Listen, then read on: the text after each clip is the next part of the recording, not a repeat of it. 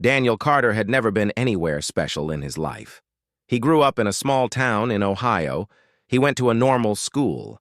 He got a normal job fixing water systems for the city. He lived in a small apartment with a cat named Buddy. He was 34 years old, and he had never done anything that anyone would remember. But today was different. Today he was going to space. The Earth Transit Authority had selected him for a cultural exchange program with an alien species called the Valori. They picked ordinary people on purpose. They wanted the aliens to meet real humans, not politicians or scientists or celebrities, just normal folks who lived normal lives. Daniel stood in line at the Nexus Prime station. It floated in orbit above Earth, a massive structure made of metal and glass and materials he could not name. Thousands of beings from hundreds of different worlds passed through its corridors every single day. Some had scales, some had fur, some had no bodies at all, just floating lights that moved and talked. He watched them with wide eyes. 6 months ago, he had never even left Ohio. Now he was surrounded by creatures from across the galaxy. The line moved slowly. Everyone had to pass through the bioscanner before they could board any ship. It was a security measure, they told him. The scanner checked for diseases, weapons, and anything else that might cause problems. It had been running for thousands of years without any issues.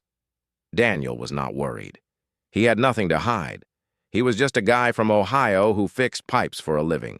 The person in front of him was a Mulvaney, a tall being with silver skin and 4 arms. The Mulvaney stepped through the scanner and a green light flashed. A pleasant chime sounded. The Mulvaney walked away without looking back. Daniel took a deep breath and stepped forward. The scanner was like a doorway made of light. He walked through it slowly, expecting the same green light and the same pleasant chime. Instead, everything went wrong. The light turned red. Not just the scanner, but every light in the entire station. Alarms screamed so loud that Daniel covered his ears. The floor shook beneath his feet. Metal walls slammed down from the ceiling, blocking every exit. Daniel stood frozen in place. He did not understand what was happening. Then the guards came. They appeared from everywhere at once. Some ran on legs, some flew on wings, some crawled on dozens of tiny feet. They all carried weapons, and they all pointed those weapons at Daniel. He raised his hands slowly. His heart was beating so fast he thought it might burst out of his chest. A mechanical voice spoke from the scanner. It was cold and empty, and it made Daniel feel sick to his stomach. Category Omega threat detected. Species designation, human. Individual designation, Daniel Carter. Threat classification, existential danger to galactic civilization. Immediate containment required. Daniel shook his head. This had to be a mistake. He was nobody. He was nothing. He fixed pipes. There has to be an error, he said. His voice came out weak and shaky. I am just a regular person. I have never hurt anyone. The guards did not lower their weapons. They stared at him with eyes full of fear. Not anger, not hatred. Fear. They were terrified of him. One of the guards, a creature that looked like a giant insect, spoke into a device on its arm. Daniel could not understand the words, but he could hear the panic in its voice. More guards arrived, then more. Soon there were hundreds of them, all packed into the corridor, all watching Daniel like he was a bomb about to explode. He stood there with his hands up for what felt like hours. His arms started to ache. Sweat dripped down his face. He wanted to ask what was happening, but every time he opened his mouth, the guards flinched and raised their weapons higher. Finally, a new group arrived. They wore different uniforms. They moved with purpose and authority. The other guards stepped aside to let them through. The leader was another Mulvaney, but older than the one Daniel had seen before. Her silver skin had dark lines running through it, like cracks in old stone.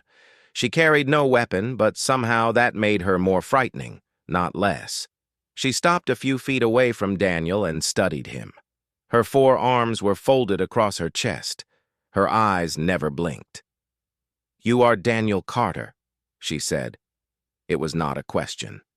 "Yes," he managed to say. "Please, I do not know what is happening. The scanner made a mistake." The Mulvaney shook her head slowly. "The scanner does not make mistakes. It has operated for 12,000 years. It has scanned billions of beings from thousands of species. It has never been wrong." Daniel felt cold. "Then what did it see? What am I supposed to be a threat to?" "Everything," the Mulvaney said simply. "You are a threat to everything." She made a gesture with one of her hands. Guards moved forward and placed heavy metal cuffs on Daniel's wrists. The cuffs hummed with energy. He could feel them pressing against his skin, not painful, but firm. "You will come with us," the Mulvaney said. "You will be contained until the council decides what to do with you." "The council? What council? What is going on?" But she did not answer. She turned and walked away. The guards pushed Daniel forward, forcing him to follow.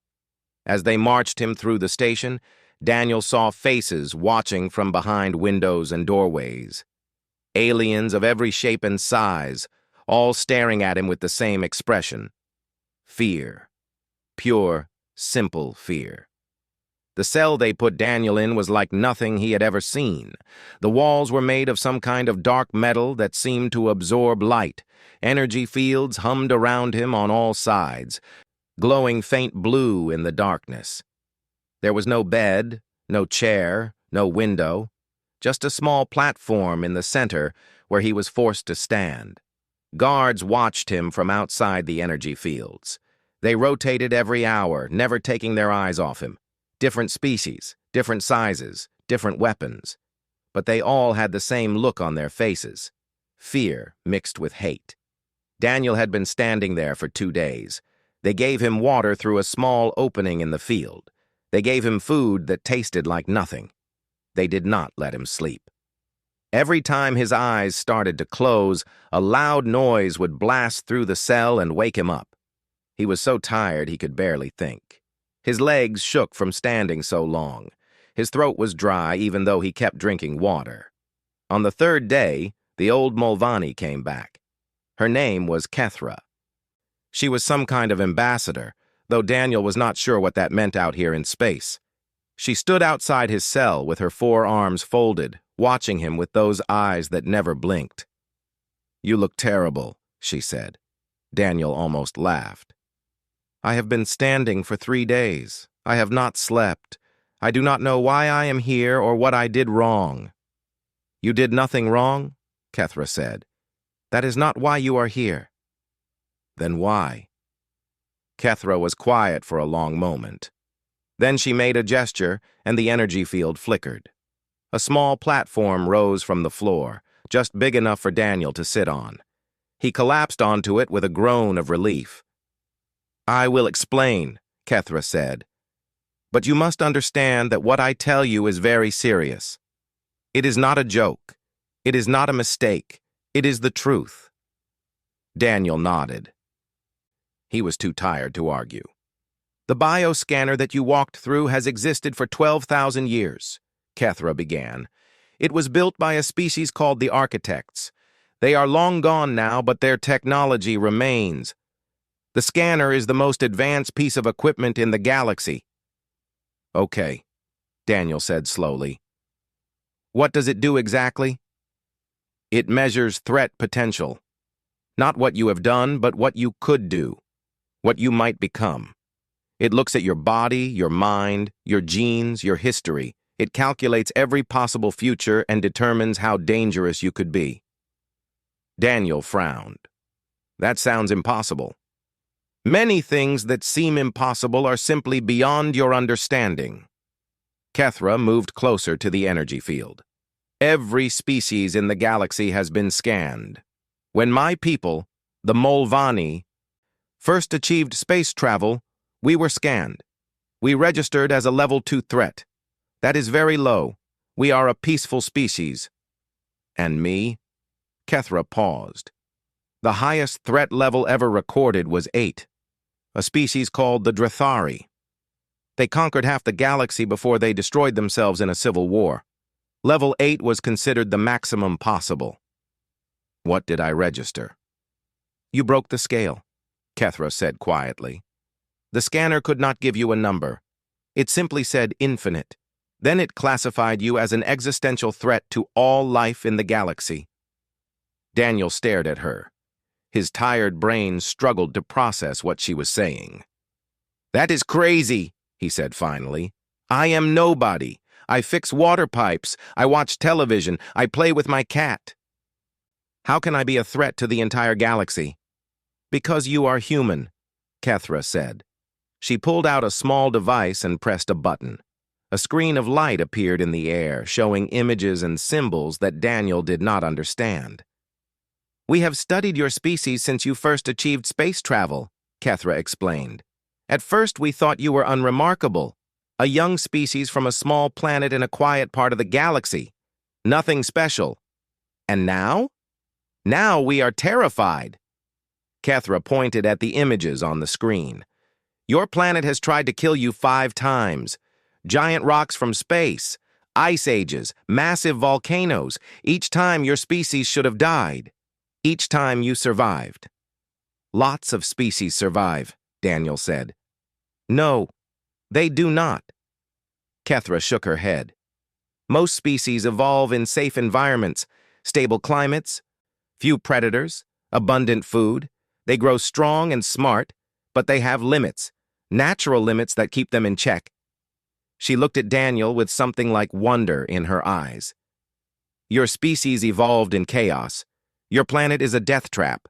The temperature changes wildly. The ground shakes and splits open. The water rises and falls. Predators hunt you. Diseases attack you. Everything on your world is trying to kill you. Earth is not that bad, Daniel said weakly. To us, it is a nightmare, Kethra said. Do you know what happens when a Mulvanni visits Earth? They must wear a protective suit at all times. The air is too thick. The sun is too bright. The gravity is too strong. We can only survive on your planet for a few hours before our bodies start to fail. Daniel had never thought about it that way. Earth was just home. It was normal. But that still does not explain why I am dangerous, he said. Kethra put away her device. You are dangerous because you never stop. Every other species in the galaxy reached a point where they stopped evolving. They found balance. They became stable. Your species never did. You are still changing, still growing, still adapting. Every generation is stronger and smarter than the one before. She leaned closer to the energy field. The scanner did not see who you are today. It saw who your species could become in 1,000 years, in 10,000 years, in 1,000,000 years. And what it saw terrified the machine so much that it broke. Daniel sat in silence. His mind was spinning. He thought about all the stories he had read about humans in space, stories about exploration and discovery and friendship with alien races. He had never imagined that aliens might see humans as monsters. What happens now? He asked. The Galactic Council has been called, Kethra said. They will decide what to do with you, and with your entire species. What are the options? Kethra was quiet for a long moment. When she spoke again, her voice was soft. Some will argue for your destruction. They will say that humans are too dangerous to exist, that we must eliminate you before you eliminate us. Daniel felt cold. And the others? Word spread fast across the galaxy. A single human had broken the ancient scanner. A pipe fixer from a small town on Earth had been declared an infinite threat to all life. News channels on 1,000 worlds showed his picture. Forums filled with arguments and fear and hate. Some aliens called for calm. They said the scanner must have made an error. Machines could break after 12,000 years. It meant nothing. Others called for action. They said humans should be wiped out before they could spread. Better to kill a few billion now than to let them destroy everything later. On Earth, people had no idea what was happening. The governments knew, but they kept it secret. They did not want panic. They did not want their people to know that the galaxy was debating whether to commit genocide against them. Daniel sat in his cell and waited. Days passed, then weeks. He lost track of time in the darkness. Then one day a new visitor came. She was human. Daniel stood up so fast he almost fell over.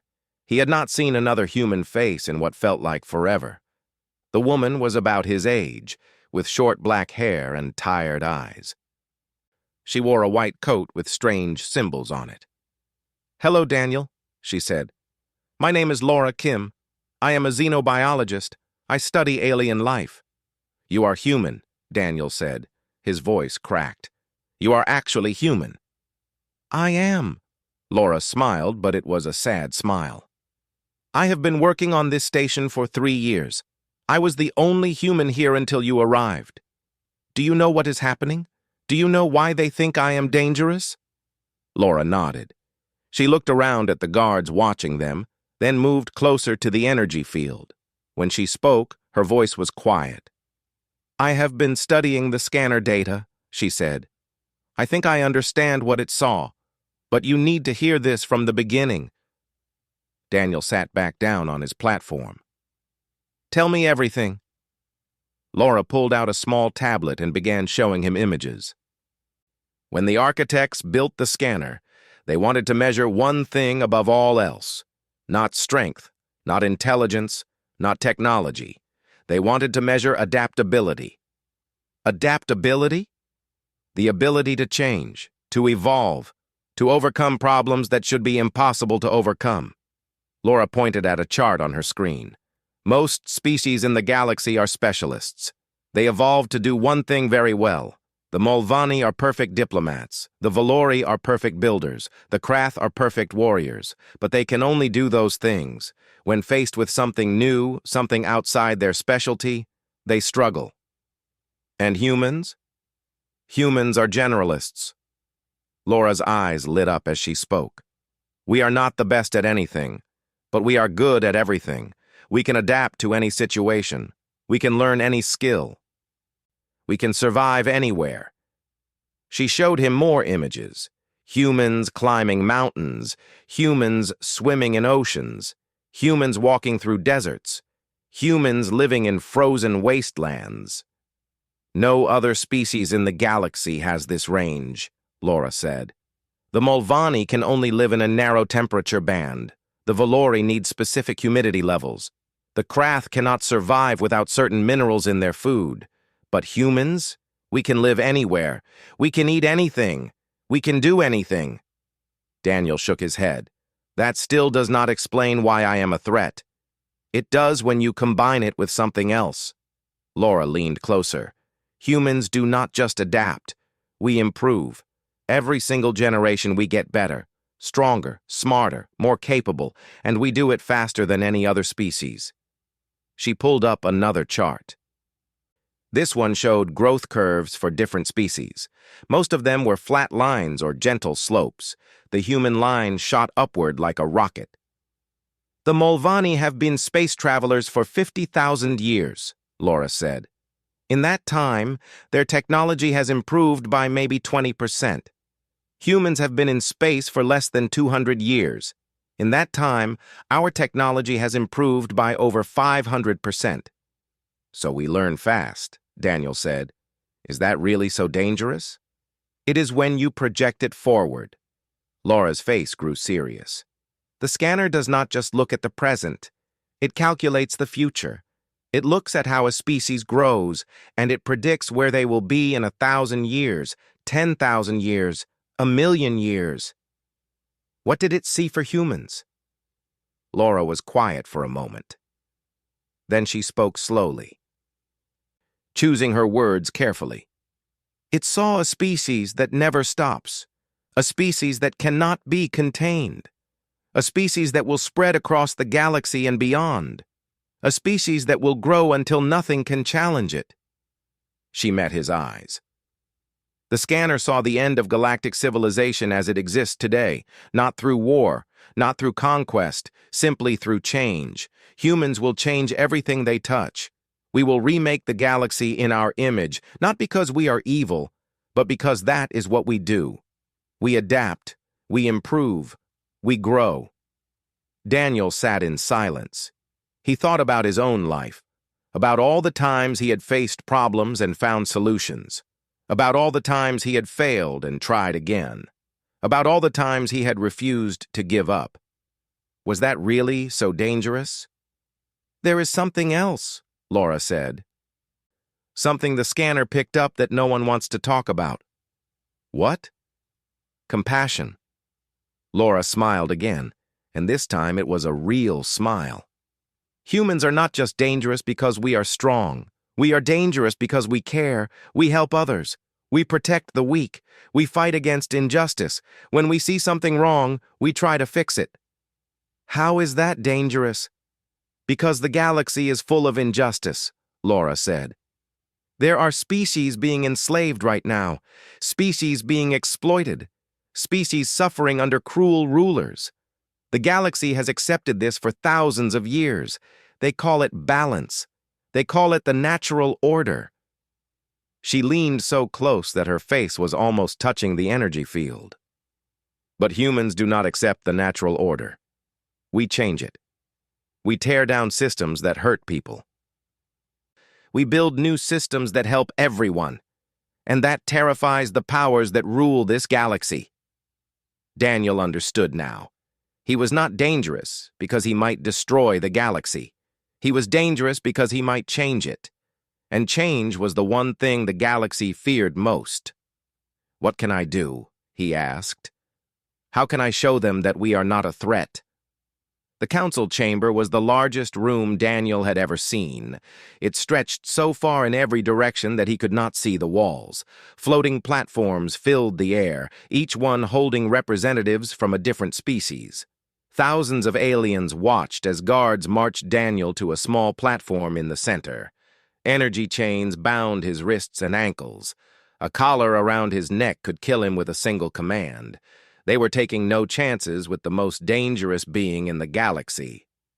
Daniel looked up at the countless faces staring down at him. Some he recognized from the station, most he had never seen before. They came in every shape and size, creatures with wings, creatures with tentacles, creatures made of living stone, creatures that seemed to be nothing but light. High above everyone else sat the High Chancellor. His name was Vorith, and he was ancient beyond measure. Most of his original body had been replaced with machines long ago. Only his face remained organic, a wrinkled gray mass with two small eyes that glowed with cold intelligence. "Daniel Carter of Earth," Vorith said. His voice echoed through the chamber. "You stand before the Galactic Council to answer for the threat you represent." Daniel wanted to say that he represented nothing, that he was just one man. But he knew that was not true anymore. Right now, to everyone in this room, he was humanity. His words would speak for billions. "I understand," Daniel said. His voice was smaller than he wanted it to be. Vorith nodded. "We will hear arguments from both sides. Then you will be given a chance to speak. After that, the council will vote on what to do with your species." The first speaker rose from a platform to Daniel's left. It was a Krath, a species he had read about in his preparation materials. They looked like giant crabs with too many legs and mouths full of razor-sharp teeth. They had once been feared warriors who conquered entire star systems. "The evidence is clear," the Krath said. Its voice was harsh and clicking. "Humans are a plague. They spread without control. They consume without limit. They change without permission. If we allow them to continue, they will devour the galaxy." Murmurs of agreement rose from many platforms. "We have seen this before," the Krath continued. "Species that grow too fast, species that cannot be controlled. We know what happens. War, destruction, death. The only solution is to remove the threat before it can grow. We must destroy humanity now, while we still can." More murmurs. More nodding heads. Daniel felt sick to his stomach. The next speaker was a being that looked like a floating cloud of golden mist. Daniel did not know its species. Destruction is too extreme, the cloud said. Its voice was soft like wind through leaves. Humans have done nothing wrong yet. We cannot punish them for crimes they have not committed. Instead, we should contain them. Keep them on their planet. Block their access to space. Let them live, but do not let them spread. This argument also received support. Daniel could see the council dividing into two groups: those who wanted humans dead, those who wanted humans imprisoned forever on Earth. Neither option was acceptable. More speakers rose. More arguments were made. Some called humans monsters. Some called them children who needed to be controlled. Some said the scanner was broken and humans were no different from anyone else. But no one spoke in favor of letting humans live free. Finally, Vorith raised a mechanical hand. The chamber fell silent. Daniel Carter, you may now speak for your species. Daniel stood on his small platform, chains heavy on his limbs. He looked up at the thousands of aliens watching him. His heart pounded in his chest. His mouth was dry. His mind was blank. Then he thought about home, about Earth, about all the people going about their lives, not knowing that their existence hung in the balance. He thought about his parents, his friends, his neighbors, all of them depending on him to say the right words. He took a deep breath and began. "You are afraid of us," he said. "I understand that. The scanner told you that humans are dangerous, that we will change everything, that we cannot be stopped." He paused, looking around the chamber. "But you are making a mistake. You are looking at what we could become and ignoring what we are. You are so focused on the future that you have forgotten to see the present." He straightened his shoulders despite the weight of the chains. "Yes, humans are dangerous. We are strong and we are adaptable and we never give up. But those same qualities that make us dangerous also make us valuable. We are problem solvers. When something is broken, we fix it. When something is wrong, we make it right. When someone needs help, we give it." "Pretty words," the Krath interrupted. "But words do not change facts. Your species is a threat." "Let me tell you about my species," Daniel said, his voice growing stronger. 100 years ago, we invented weapons that could destroy our entire planet. We could have used them. We could have wiped ourselves out. But we did not. We chose peace. We chose to build instead of destroy. He looked directly at the Krath. "Can your species say the same? I read about the Krath Wars. I read about the billions who died. You had the same power we have, and you used it to kill." The Krath made an angry clicking sound, but did not respond. Daniel continued. "You say we spread without control, but when we spread, we do not conquer. We do not enslave. We build homes and farms and schools. We make friends with our neighbors. We learn their languages and share their food and celebrate their holidays." He turned to face Vorith. "You say we change without permission. That is true. We do change things. We changed a planet of ice and fire and death into a home for 8 billion people. We changed diseases that killed millions into problems we solved with medicine. We changed darkness into light and silence into music and ignorance into knowledge." Daniel took another deep breath.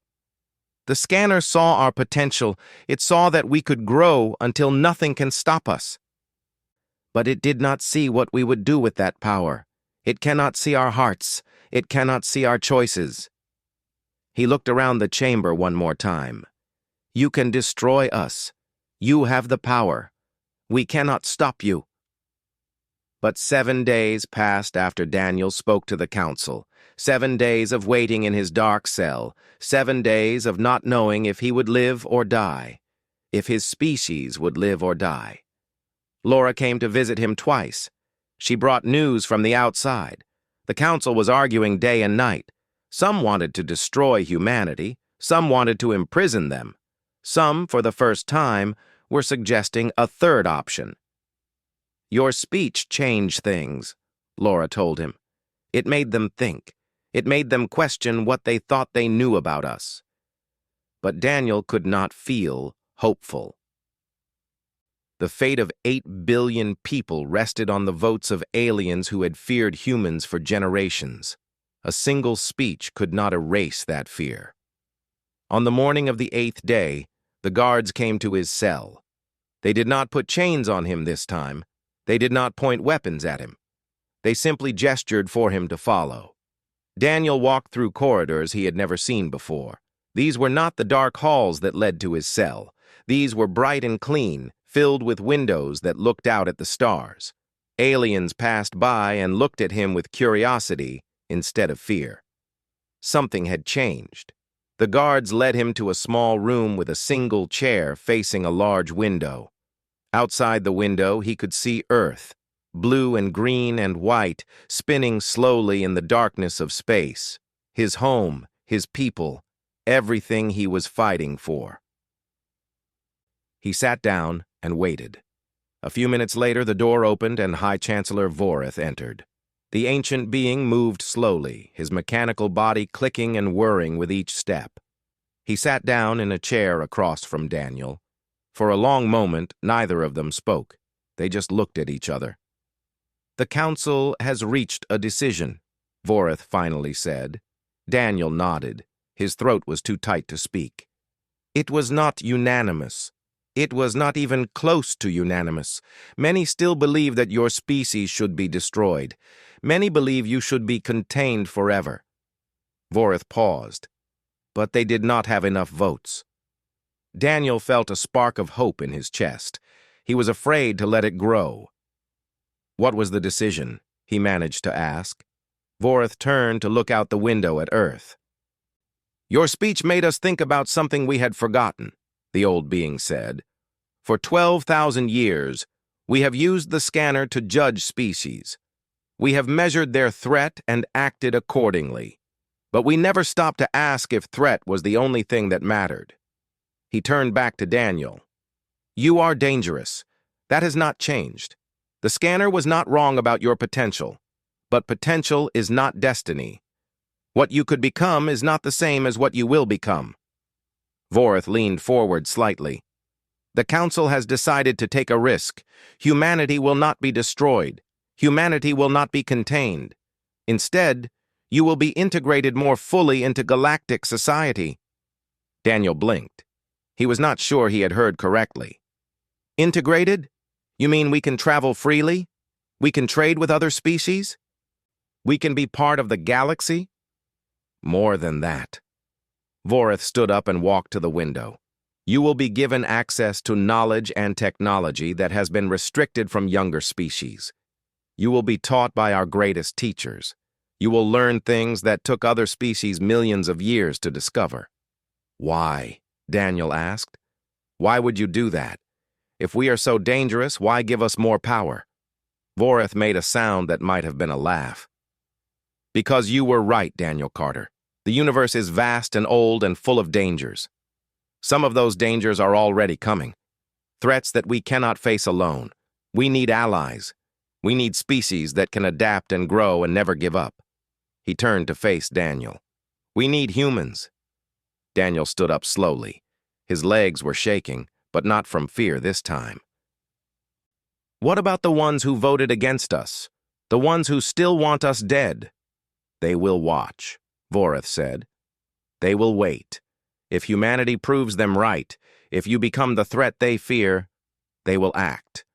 But if you prove them wrong, if you use your potential for good instead of destruction, then perhaps they will change their minds.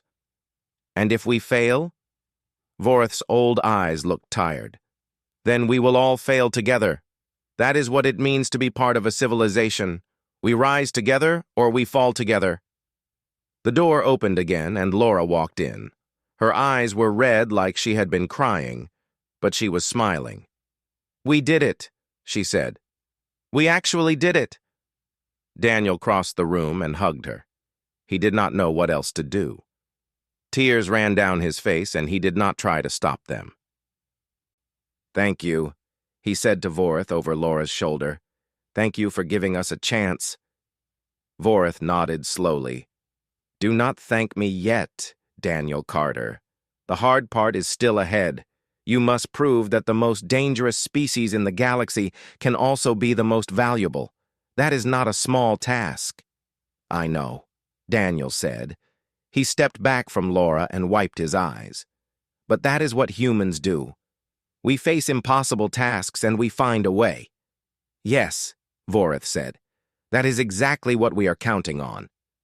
The old being walked to the door, then stopped and looked back. I have lived for 3,000 years.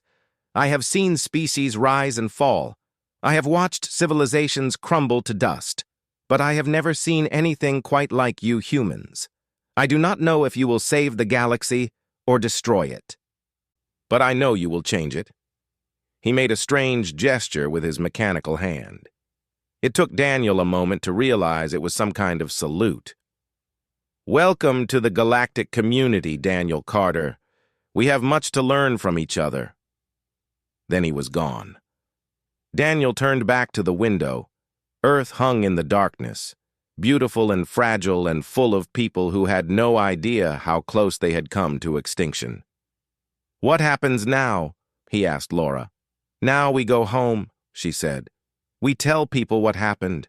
We prepare them for what is coming. The galaxy is about to open up in ways we never imagined. Daniel nodded slowly.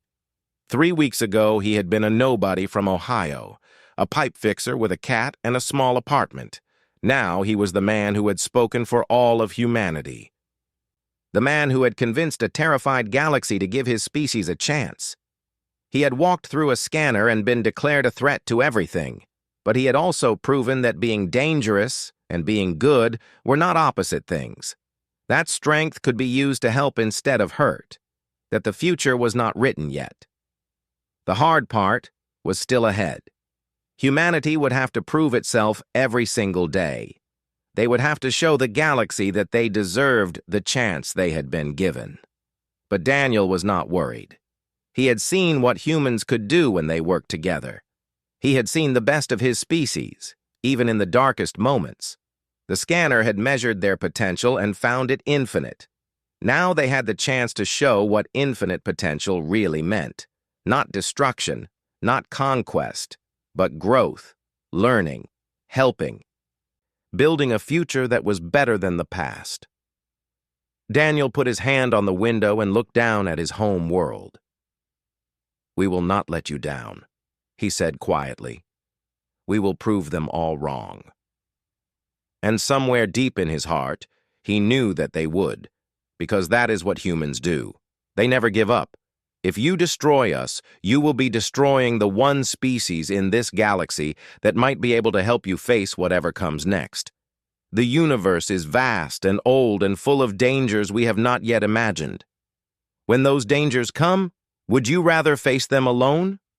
Or would you rather face them with humans at your side? The chamber was silent.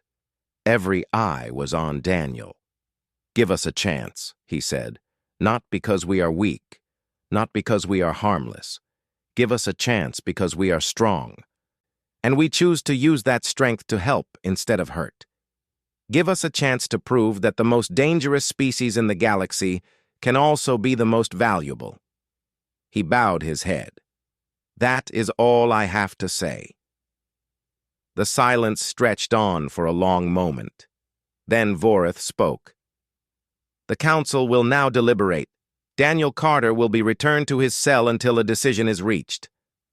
Guards came forward to take Daniel away. As they led him out of the chamber, he looked back at the thousands of faces watching him go. He had done everything he could. He had said everything he could say. Now all he could do was wait and hope that it was enough. Laura stood up and stepped back from the field. The council meets in 3 days. You will be brought before them to speak. That is your chance. My chance to do what? To show them who humans really are. Not monsters, not conquerors, just people who want to live and grow and make things better. Laura put her tablet away. Everything depends on what you say in that chamber. The fate of our entire species rests on your shoulders. Daniel felt the weight of those words pressing down on him. No pressure, he said weakly. Laura laughed. It was a surprising sound in that dark place. You are human, Daniel. Pressure is what we are made for. It is what makes us strong. She turned to leave, then stopped and looked back at him. I believe in you. I believe in us. Now you just have to make them believe too. She walked away, leaving Daniel alone again. 3 days. He had 3 days to figure out how to save his species. He had faced hard problems before.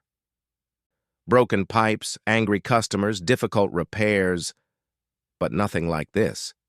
Still, he was human, and humans did not give up. He closed his eyes and started to think. Others will argue for containment, keeping your species locked on your planet forever, never allowing you to spread among the stars. Is there any option where we get to live free? Kethra looked at him with those ancient, unblinking eyes. That depends on you, Daniel Carter. That depends on what you show the Council about who humans really are. She turned and walked away, leaving Daniel alone in his cell with nothing but his thoughts and his fear. He had come to space looking for wonder and adventure. Instead, he had found out that the galaxy considered his species to be the most dangerous thing in existence. And now, he had to prove them wrong. But he had no idea how. He was just Daniel Carter from Ohio. He fixed pipes. He had a cat named Buddy. He had never done anything important in his entire life. But somehow, he had become the most dangerous thing in the galaxy. And he had no idea why. The guards led him deeper into the station, through corridors he had never seen on any map. The walls changed from bright metal to dark stone. The lights grew dim. The air grew cold. They were taking him somewhere far from the public areas, somewhere hidden, somewhere built for things that could not be allowed to roam free. Daniel wanted to run. He wanted to fight. He wanted to scream that this was all wrong, that he was innocent, that he did not deserve any of this. But he could not do any of those things. All he could do was walk forward, step by step, into the darkness ahead. Whatever was waiting for him there, he would have to face it alone.